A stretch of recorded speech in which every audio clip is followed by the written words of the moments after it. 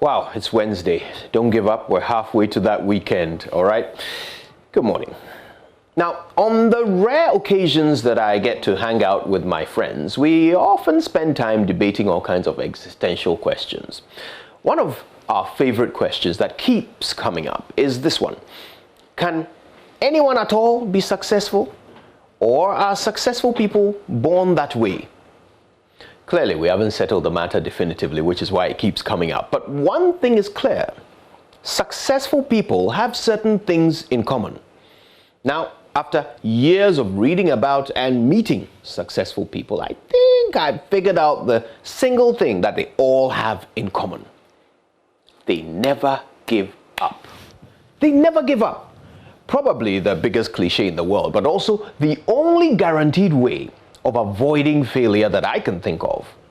You know, there are so many stories and testimonies that illustrate the fact that perseverance results in success. And whether you are born with the genetic traits of success or you're just working hard to make it in life, sometimes you just need to hear that one story which resonates sufficiently with you to flip that switch in your mind and make you decide once and for all to never give up in your pursuit of success in whichever area you're in. Today, I'm going to tell you my one story. Stephen was 10 years old when he started writing. Now, unlike most young gifted writers, Stevie, as his mother called him, knew immediately that he wanted to make a career out of it. So he started to send his work to publishers. This was around 1957. Now, as you can imagine, publishers didn't have much time or attention for the handwritten manuscripts of a 10-year-old author.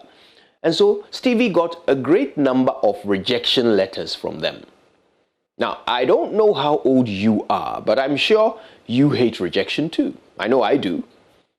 The realization that you or your work are not good enough for someone can be the most heartbreaking and demoralizing feeling ever. If that's how you feel at your age, then imagine how it felt for a 10-year-old boy. Now, there was a nail sticking out of his bedroom wall, and the first time a publisher sent him a rejection letter, Stevie impaled it on that nail. Now, as the rejections kept coming, he kept impaling each new one onto the same nail, one on top of the other, and this went on for years. Now, in the year 2000, Stevie wrote about those years of rejection, and he recalled, and I'm quoting him, "By the time I was 14, the nail in my wall would no longer support the weight of the rejection slips impaled upon it. I replaced the nail with a spike and kept on writing." Today, that determined, persistent young author, Stevie, is known to you and I as Stephen King, author of 54 novels and over 200 short stories.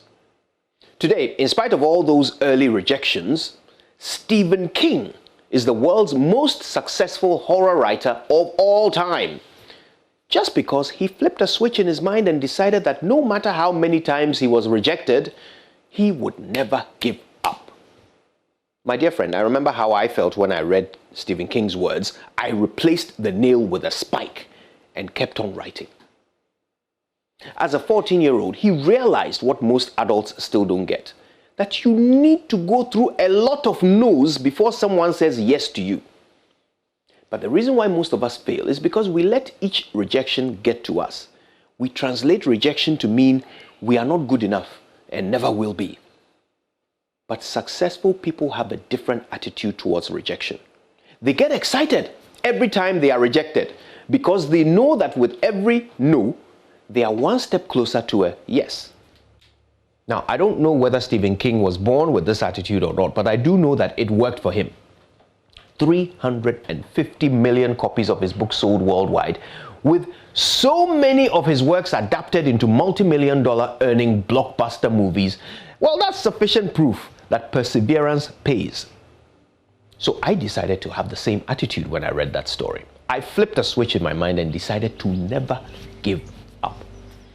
Now, I don't know whether my one story will work for you too. I don't know whether you were born to succeed or not, but I do know that you can choose your attitude. You can choose how you handle rejection. So choose wisely and succeed. My name is Kojo Yankson, and I will never hear a yes if I don't learn how to take the nose. Good morning, Ghana.